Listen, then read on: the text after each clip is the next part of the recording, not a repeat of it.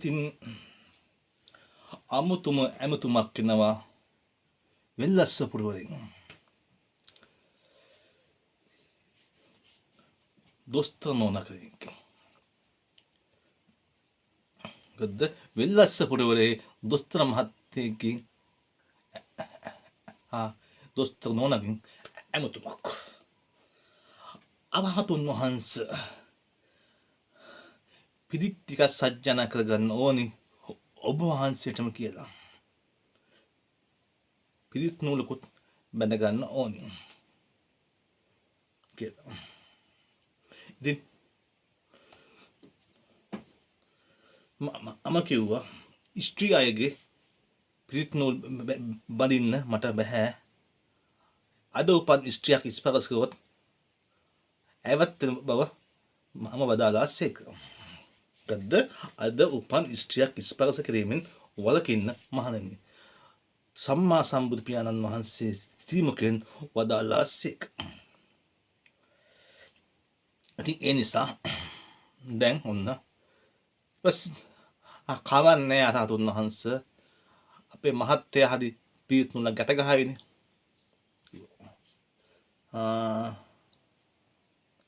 ඊට පස්සේ කවන්නේ අපේ මගේ දරුවා නම් මගේ දරුවගේ බෙල්ලට පිරිත් නූලක් ගැට ගහන්න පුළුවන් දැවුවා. මම දැන් 18 කල්පනා කරා යකෝ බැඳලා මාස 4ක්වත් නැහැ. ඉතින් දරුවෙක් හම්බුනේ කොහමද අප්පා? බැඳලා මාස 4ක්වත් නැහැ. දරුවෙක් හම්බ වෙලා. ඉතින් දරුවගේ බෙල්ලේ පිරිත් නූලකට ගහන්න මම දැන් කල්පනා කරා මොකද්ද මේ පිරිත් නූල දැන් ඇයි දැන් මේ පිරිත් කියා ගන්නකොට පිරිත් නූල ගැට වයිබ් ගැට ගහන ප්‍රශ්නයක් නැහැ. මහත්තයා ගැට ගහයි කිව්වා දරුවගේ පිරිත් නූල ගැට ගහ ගන්න ඕනේ කිව්වා. දරුවගේ වයස කිව්වා අවුරුද්දයි මාස 6යි කිව්වා. අවුරුද්දයි මාස 6යි කිව්වා දරුවගේ වයස. එහෙනම් මෙයා කලින් බැඳලා මොකක් හරි විච්ච කෙනෙක් දන්නෙත් නැහැ. ඉතින් කියලා මම බැලුවා. සමාධියෙන් බැලුවා. මෙයාගේ මව කුසේ දරුවෙක් හැදිලා නැහැ. මෙයාගේ මව කුසේ දරුවෙක් හැදිලා නැහැ. මාස 7කයි මෙයා විවාහ වෙලා. මාස 4ක් වගේ කාලයක් තමයි. ඉතින් මම බැලුවා මේ දොස්තර නෝනාගේ මොකද්ද මේ දරුවා. පස්සේ කිව්වා මේ ටිකක් ලොකුට පිරිත් නූලක් ඕනේ කිව්වා. පස්සේ පොටවල් 21ක් විතර තිබ්බනම් හොඳයි අරහතුන් වහන්සේට මට කිව්වා. වාහනෙත් ඔන්න එව්ව කියන්නකෝ. ඔන්න වාහනෙත් එව්ව මට. පස්සේ කියනවා දොස්තර මහත්තයා දරුවයි මායි ආවේ කිව්වා. කුටියේද කිව්වා දරුවයි මායි ආවකොත් දරුවා වාහනේ කිව්වා. ඉතින් දරුවා වාහනේ කිව්වා. කොහොමද අවුරුද්දයි මාස 6 දරුවෙක් වාහනේ දාලා යන්න පුළුවන්ද? අතේ දරුවෙක්. මම කුටියේ ඉඳන් බැලුවා කවුද කියලා. පපී වර්ගයේ ඩොග් කෙනෙක්. මොකද්ද? පපී වර්ගයේ ඩොග් කෙනෙක් තමයි මේ පිරිත් කියන්නේ එන්න කියලා තින්නේ මගේ දරුවා කියලා. ඉතින් ඊට පස්සේ ඒ පපී වර්ගයේ දරුවා කවුද? පපී ඩොග් කෙනෙක්. පපී ඩොග්. ඉතින් ඇඳුමකුත් අන්දලා මොකද බලන්න ඒ දොස්තර නෝනාට මහත්තයාගේ ප්‍රශ්නයක් නිසා දරුවෝ ලැබෙන්නේ නැහැ. ඒ නිසා තමයි මේ ඩොග් කෙනෙක් හදාගෙන තියෙන්නේ දරුවෙක් විදියට. දැන් දරුවගේ වයස අවුරුද්දයි මාස 6යි. දැන් මට කියනවා ඒ ඩොග්ගේ බෙල්ලේ පිරිත් නූලක් ගහන්න තමයි ප්‍රීතියක් කියලා ඒ ඩෝක්ගේ බෙල්ලේ පීපීතුන තමයි දැන් මාව වඩම්මවන්න හදන්නේ. දැන් මම මොකද කරන්නේ?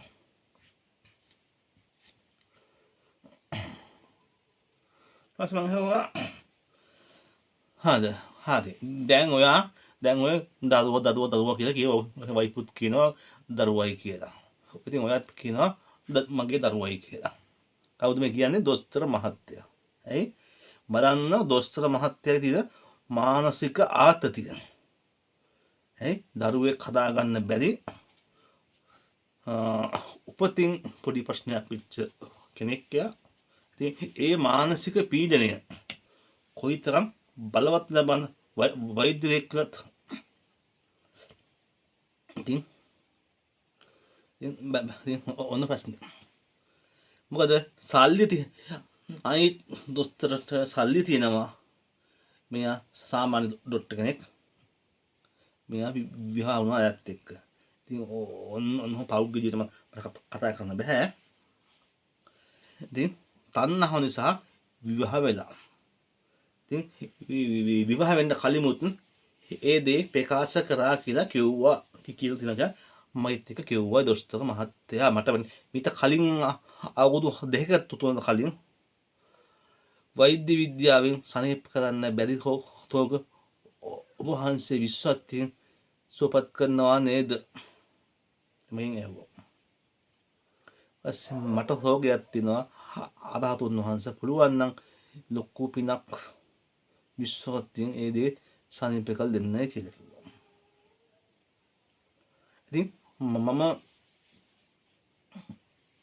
තොර මොකද්ද මෙයාට මුත්‍රා කිරීමේ අපහසුතාවයක්වත් කිසිම ප්‍රශ්නයක් නෑ මෙයාට.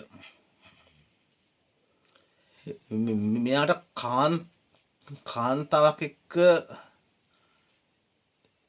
දරුවෙක් හදන්න ජීවත් වෙන්න විතරයි යට බැරි.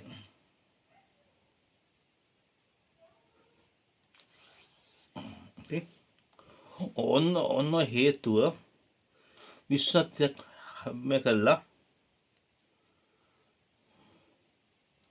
හදන්න පුළුවන් බැයිද? මොකද්ද? එහෙනම් ස්ත්‍රී පද්ධතියක් සහ පුරුෂ පද්ධතියක් මොකද්ද? හරියට හැදෙන්නේ නැහැ කියන්නේ එයා අකුසලයේ වැඩි නිසා තමයි එහෙම හැදිලා නැත්තේ. ඒ අකුසලයේ නිසා තමයි එහෙනම් අකුසලයේ යටපත් කරලා හදන්න පුළුවන් ක්‍රම තියෙනවා. නමුත් මේ අකුසලයේ යටපත් කළා මොකද්ද අපි ඒකේ චේතනාව මොකද්ද? එහෙනම් දැන් බලන්න මගේ පැත්තෙන් බලන්න. එතකොට මම මේ දෙන්න එකට එකතු වෙන්න කැමැති කරන ස්වභාවයක් නේ මෙතන තියෙන්නේ. ආකතිය තියෙන්නේ. එතකොට එහෙනම් විනය ශික්ෂාපදයක් පනවන භාගතුන් වහන්සේ කසාද බඳින්න ලිංගිකව එකතු වීමට අනුබල දීම පාපයක් ලෙස භාගතුන් වහන්සේ උදාරසේ. ඒ හේතුව මොකද? එයාගේ ඒ දරුවෙක් හදන්න යන වෙලාවේ අම්මා තාත්තයි දෙන්නගේ විඥානේ පත් වෙනවා පෙරේත භූමියකට. නම් පෙරේත භූමියකට පත් වෙලා තමයි දරුවෙක් විඥානේ මකුසට බැසගන්නේ. නම් එහෙනම් පින් කරලා පෙරේතෙක් වෙන්න උදව් කරන්නේ කොහොමද? පින් කරලා පෙරේතෙක් වෙන්න උදව් කරන්නේ කොහොමද? ඔන්න දොස්තර මහත්තයාටවත් තේරෙන්නේ නැති ප්‍රශ්නයක්. ඇයි? කාමයේ ආසාව වෙන නිසා ඔන්න ස්වභාවය. ඉතින් දැන් ඔන්න තව පැත්ත. දැන් අර ඇල්ටේෂන් බලුමෝලා මගේ දරුවා කියපු අවුරුද්දයි මාස 6ක් කිව්වද දරුවා කියපු කෙනා කවුද? කවුද යා?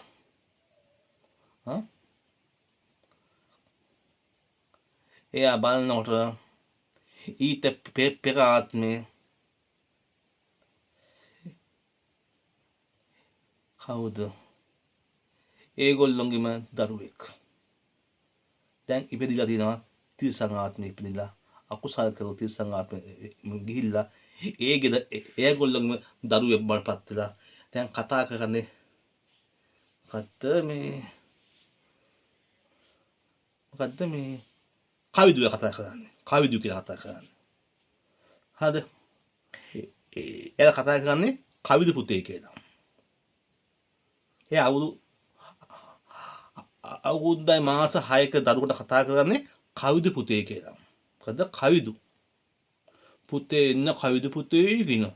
ඒක එනවා. නැට්ට හොල්ල එනවා. හරිද? කන් දෙක ලෝම බේරෙනවා. අනේ කවිදු පුතේ උම්ම එකක් දෙන්නකො කවිදු පුතේ කිව්වොත් දෙනවා. හරිද?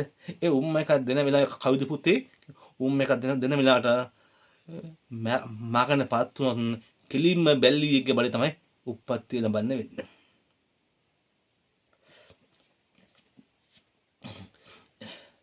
ඉතින් ඇස්සේ එයා මේ නෝනට ආදරෙද කියන්නේ දෝනි කියලා. හරිද? ඒ දොස්තර මහත්තයා ආදරයට කියන්නේ නෝනට කියන්නේ දෝනි කියලා. දෝනි මගේ දෝනි මේ අරහතුන් වහන්සේ වඩින එකක් නෑ පිරිත් කියන්න මේ එහෙම කියලා කිව්වා. ඒ දෝනි මේ ඩෝක්ටර් පිරිත් කියන්න නම් අරහතුන් වහන්සේ වඩින එකක් නෑ. අරහතුන් වහන්සේ hina ඉන්නවා. මේ මොකද්ද මේ විකාරය කියලා හිතමග ඉන්නවා කියලා කියනවා.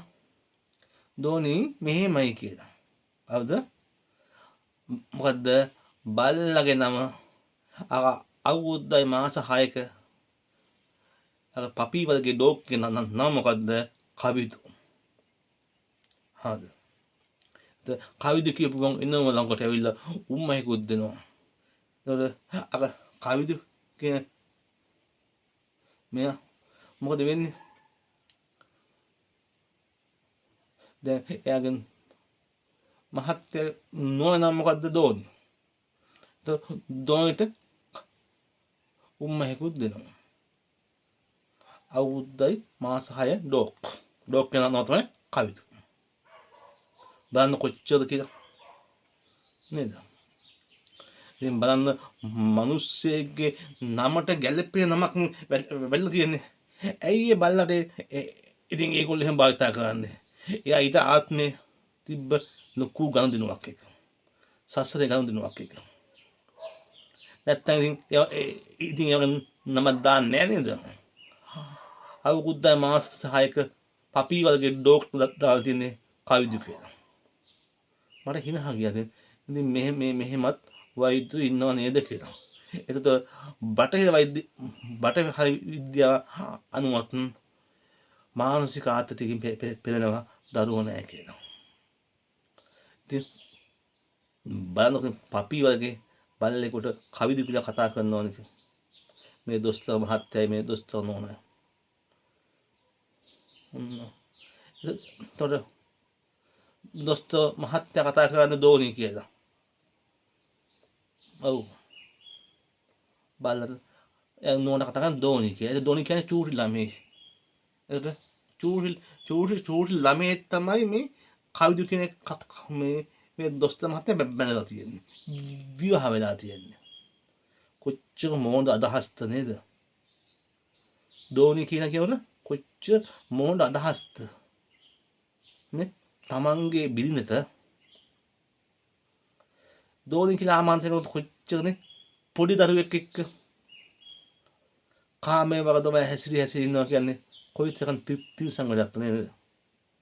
සමාජයේ සාපේක්ෂව විශ්වයේ සාපේක්ෂව නේද? ඉතින් පපි වර්ගයේ ඩොග් තමයි කවිදු කියලා ඒගොල්ලෝ ආමන්ත්‍රණය කරන්නේ දොස්තර මහත්තයයි ඒ දොස්තර නෝනයි. ඔන්න සත්‍ය සිදුවීමක්. ඉතින් වීඩියෝ දැම්මා කියලා සමහරවිට දැන් බල්ලගෙන නම දන්නවනේ කවිදු කියලා. ඒකවල සමහර වෙලාවට ගමේ මිනිස්සු බලයි මේ කවුද මේ අවුරුද්දයි මාස 6 දරුවා කියලා. ඉතින් සත්‍යතාවයේ ඒගොල්ලෝ වෛද්‍යරු නම් ප්‍රකාශ කරන්නේ නැහැ. ඒ දොස්තර නෝනාගෙන සත්‍ය නම පැහැදිලි කරෙත් නැහැ. මම දෝනි කියලා පෙන්නුවා. ඉතින් ඔන්න දැක්ක සසරේ ගනුදෙනු ස්වභාවය. ඉතින් ඕන තමයි ස්වභාවය. ඉතින් ඔය වගේ බල්ලෙක් උපාදාන කරගෙන හිටියා කියන්නේ පූසේ බල්ලෙක්, ඌරෙක්, ඇල්ටේෂන් බල්ලෙක්, වල්ටේෂන් බල්ලෙක්, නැට්ට කොට පපීලා, නැට්ට දිග බල්ලෝ, කන් දෙක උඩ තියෙන බල්ලෝ, හපන බල්ලෝ.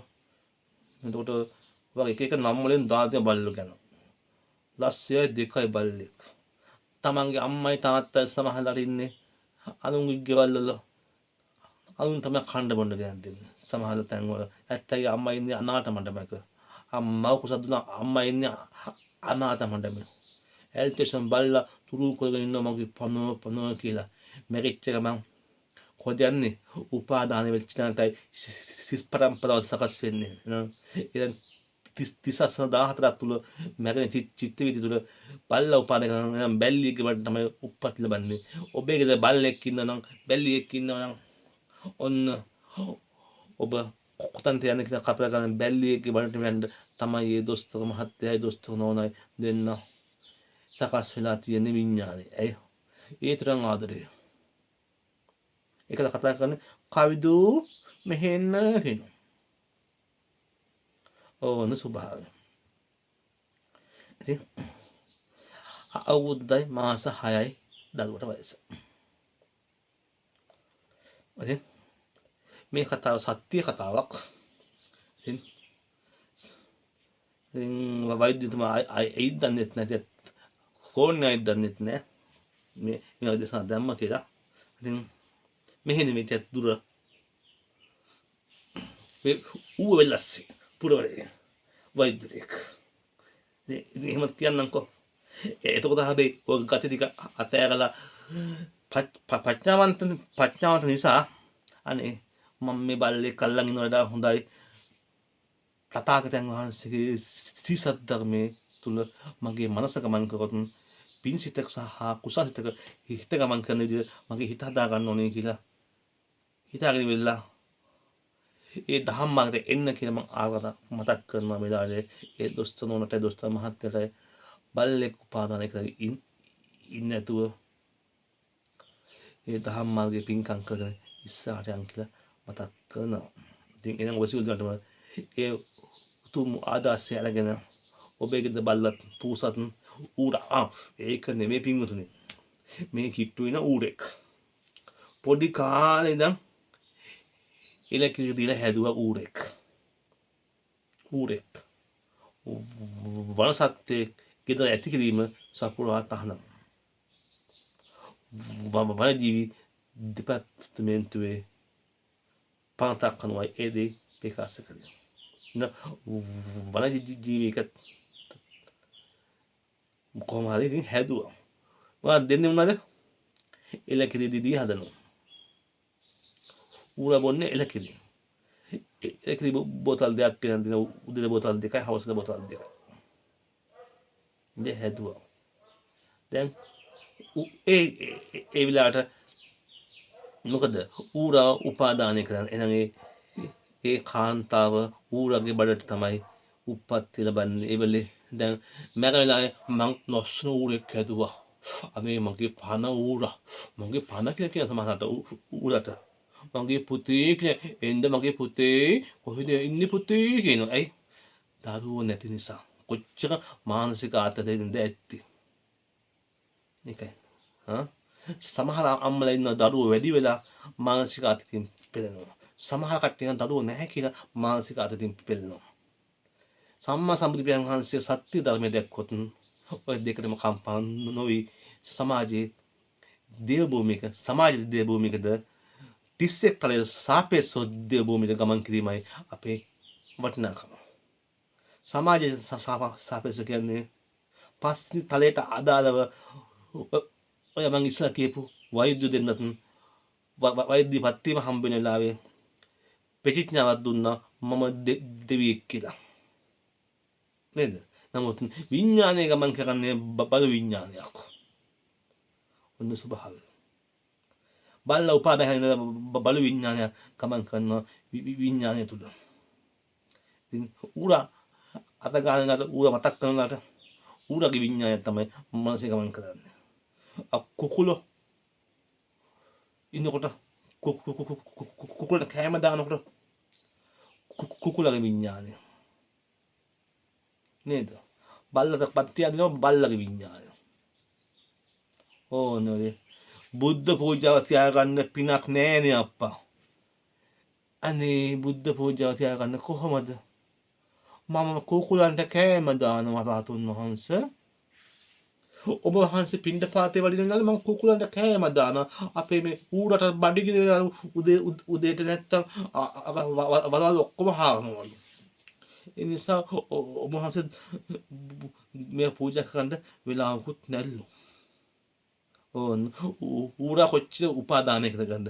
කුකුල්ටිය කොච්චර උපාදානය කරගන්නද? ඒකල්ලා මොකද? කුකුලා දවස් 28කින් මරණයටපත් වෙනවා. උපාදානය කරන පාප කර්ම දවස් 28න් 28 මර මස් කඩේට ගිහින් දෙනවා. මොකද මස් වලට. ඒ ඔබේ ඉන්නේ ඒ කුකුලා ඔබේ අම්මායි තාත්තායි වෙන්න බැයිද? අනන්ත සංසාරේ වෙන්න පුළුවන්. ඒක ඒකාන්ත ඇත්තක්. ඔබේ අම්මායි තාත්තා තමයි ඔබේ ගෙදරට එන්නේ කුකුලෙක් වෙලා බල්ලෙක් වෙලා. ආච්චි කෙනෙක් සීයා කෙනෙක් දරුවෙක් තමයි ඔබේ පෙර සංසාරේ ළඟින්ම හිටිය කෙනෙක් තමයි ඔබේ ගෙදරට කුකුලෙක් හරි බල්ලෙක් වෙලා හරි ඌරෙක් වෙලා හරි සතෙක් වෙලා හරි කුණ කට්ටෙක් වෙලා හරි පොළඟෙක් වෙලා හරි ඇවිල්ලා ඔබේවත් ඔබේ ඉන්න ස්ථානයේ වාසය කරනවා. ඉතින් ඒකත් සත්‍යම කතාවක්. ඉතින් ඒ සත්‍යතාවය අපි සූත්‍ර කීපයක් ඉදිරිපත් කරමින් පෙන්වන්න ඕනේ. නැත්තම් ඔබට ප්‍රශ්නයක් වෙයි සමහර වෙලාවට.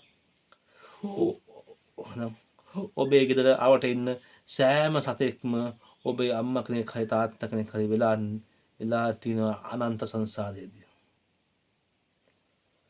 ඔන්න බලන්න මගේ ආරාමයේ එනවා බල්ලෙක්. කතු කියන බල්ලෙක් එනවා. නම කතු. හරිද? බෝධි දච්චු කරනවා. බුද්ධ මන්දිර දච්චු කරනවා. කුටියට දච්චු කරනවා. බලන්න කොයිතරම් වෛරක්කාරීද කියලා. බලන්න බෝධි දච්චු කරනවා කියන්නේ සතු කියන බල්ලා බෝධි දච්චු කරනවා.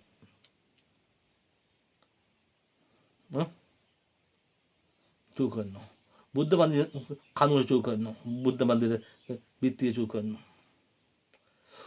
මොකද කියන්නේ මගේ ආරාමයට આવොත් භාගතුන් වහන්සේ ස්ථාන බෝධීන් වහන්සේට බුද්ධ මන්දිරයට මගේ කුටියට චු කරනවා හැමතැනම චු කරනවා. කැලේ චු කරන්නේ මම බලන්න එහෙනම් ඒ කතුගේ විඥානය පාලනය කර සතු කියන බල්ලගේ විඥානය පාලනය කරනවා කෙනා කවුද කියනට නම් වශයෙන් කියන්න බෑ.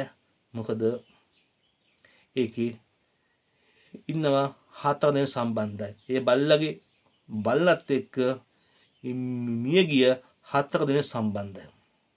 ඉතින් අන්නේ 4 දෙනාගේ බලපෑමක් තමයි ඒ හතු කියන බල්ලා පාලනය වෙන්නේ. එහෙනම් අමනුෂ්‍යෙක් බල්ලා කියන්නේ අමනුෂ්‍යෙක්.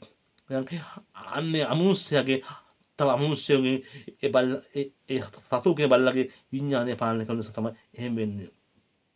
මේක මම උතුම් සමාධියෙන් බලපු දෙයක්. ඇයි මෙහෙම හැමදාම මේ දේ කරන්න කියලා බලුවා. ඉතින් ඒතකොට ඒ සතු කියන බල්ලගේ මනසට වැහෙන අමනුෂ්‍ය ටික හැම ගමේ හැමතැනම ඇවිදිනවා. බල්ලෙක් ගත්තොත් එහෙම එයාගේ විඤ්ඤාණය තුල අමනුෂ්‍යෙක් ඉන්නවාමයි කියන කතාව කියන්න පුළුවන්. බාමේ තිසන් ලෝකේ ඕගොල්ලෝ බයයිනේ. පරදාපුපි අමනුෂ්‍යයට බයයිනේ. බල්ලා ඊටත් පහළ ලෝකේ ඉන්නේ. තිසන් ලෝකේ ඉන්නේ. පරදාපුපි ප්‍රේතයට ඔබ බයයි. ඔබ තොইল කරලා එළවනවා. නේද? අපේ අම්මා පෙරේතෙක් වෙලා ඇවිල්ලා ගෙදරට. අපේ තාත්තා පෙරේතෙක් වෙලා ඇවිල්ලා දෙහි කපනවා, තොইল කරනවා, ඔය මිත්‍යා දෘෂ්ටිකයව. තොইল කරනවා අම ඔක්කොම මිත්‍යා දෘෂ්ටිකය. ලස්සන විදන් කරලා තොইল කරලා ඕකොල්ලම අම්මයි තාත්තයි පන්නනවා. ඒකල හිර කල් දානවා. පව් ඉන්න කාලේ සීසත් ධර්ම දෙන්නකෝ. කියලා දෙන්නකෝ. ඇයි ඉන්න කාලේ පන්සලකට එවන්නේ තමන්ගේ දරුවා බලා ගන්න. මගේ දරුවා බලා ගන්නකෝ අම්මේ කියලා දරුවා දෙන්නවා. තාත්තේ මගේ දරුවා බලා ගන්නකෝ. කියලා ඒගොල්ලන්ට වයසට ගියාම බණ භාවනා කරගන්න විදියක් නැහැ. මට අනන්ත අප්‍රමාණ කෝල් දෙනවා අපේ අම්මා. අපේ අම්මා බලා ගන්න තිනවා. මගේ දරුවෝ ටික බලා ගන්න තිනවා. ඔහොම කෝල් දෙනවා අනන්ත අප්‍රමාණ. ඇයි දරුවෝ අම්මා බෑග් මොලක කරේ දාගෙන වැඩට ගිහිල්ලා ඔෆිස් එකේ. බලනකොට තව මිනිහෙක් එක්ක ලව්. අයින්සක අම්මාක දරුවෝ බලා ගන්නවා. ඔන්නෝ සිද්ධ උඩාත් දේවල් මතක් කරනවා කියන්නේ ඉතින් ඔය ඔක්කොම ඔය සමාජ තත්ත්වනේ ඇත්තටම ඕවා. ඉතින් ඒ නිසා ඔබේ ගෙදර ඉන්න ඇල්ටේෂන් බල්ලද වල්ටේෂන් බල්ලද ඌරද කුකුලද තිරිසන් ලෝකේ අපායේ ඉන්න සත්තු. ඒ සත්තු උපාදාන කරන් මැල්ලා ගියොත් ඔබ පෙරේතෙක් වෙනවා. එහෙනම් ඒ උප්පත්තිය ලැබෙන ස්ථානයේ ඔබ කුකුලෙක් උපාදාන කරන කිකිලියෙක්ගේ බිත්තරේ උපාදාන වේ. දැන් බිත්තර උපාදාන වෙනවා. ඔව්. දැන් බිත්තර කන්නකොට ඔබේ අම්මා තාත්තා නෙමෙයිද කල්ලා තෙල් දාන්න ඕනේ. කල්පනා කරන්න. ප්‍රඥාවන්තව කල්පනා කරන්න. පාම් බිත්තර අපි කනවා. නේ? පාම් බිත්තරේ ඒ කුතීම හැදුවට ඒකේ විඥානයක් තියෙනවා. ඒක ඔප්පු කරලා පෙන්නන ඔබට ඕන පිසිදු වේදිකාවෙන් ඔප්පු කරලා පෙන්නන පාම් බිත්තරවල විඥානයක් තියෙනවා කියලා ඔප්පු කරලා පෙන්නන්න. විද්‍යාත්මක පැත්තෙම අභිධර්ම පැත්තෙම මම ඒක ඔප්පු කරලා පෙන්නන්න. ඉතින් එහෙනම් සුබම සුබ මොහොතක් වේවා. බල්ලෙක් වෙන්නේ නැතුව ඌරෙක් වෙන්නේ නැතුව කුණ කට්ටෙක් වෙන්නේ නැතුව බුද්ධ පූජා කරලා භාවනා කරලා මෛත්‍රී භාවනා කරලා විදර්ශනා භාවනා කරලා කහත් ඵලයේ සාක්ෂාත් කරගමු. කමඨහන් ලබා ගන්න අනාත්මට වඩා ගන්නට ඔබට ආකර්ෂණය කරනවා. බල්ලෙක් පෙරේතෙක් භූතයෙක් වෙන්නේ නැතුව මේක ගත්ත මනුස්සාත්මෙන් රහත් ඵලයේ සාක්ෂාත් කරගන්න සත්‍ය ලැබේවා කියලා ආශිර්වාද කරනවා. මේ මොහොතේ නිවන් සුව සිතන විපස්සනා භාවනා මධ්‍යස්ථානයට එන ඔබ සියලුම තෙරුවන් සරණයි. චැනල් එක සබ්ස්ක්‍රයිබ් කරන්න, ලයික් කරන්න, ෂෙයා කරන්න.